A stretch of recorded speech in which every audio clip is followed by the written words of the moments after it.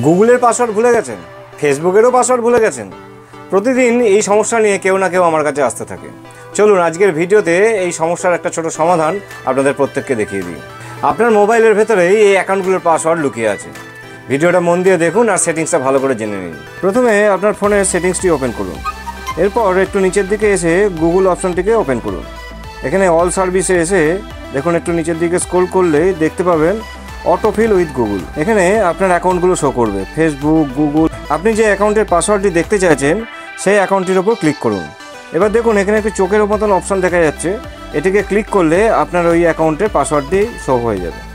তাহলে পাসওয়ার্ড ভুলে গেলে এখন থেকে আর দুশ্চিন্তার কারণ নেই। আপনার ফোনের থেকেই আপনি দেখে নিতে পারবেন আপনার ভুলে যাওয়া অ্যাকাউন্টগুলোর পাসওয়ার্ড। ভিডিওটি যদি আপনাদের ভালো লাগে তাহলে অবশ্যই একটি লাইক করতে ভুলবেন না। আর কোনো বিষয়ে যদি জানার থাকে বা প্রশ্ন থাকে তাহলে অবশ্যই কমেন্ট করে জানান। আমি নেক্সট ভিডিওতে সেগুলো জানানোর অবশ্যই চেষ্টা করব।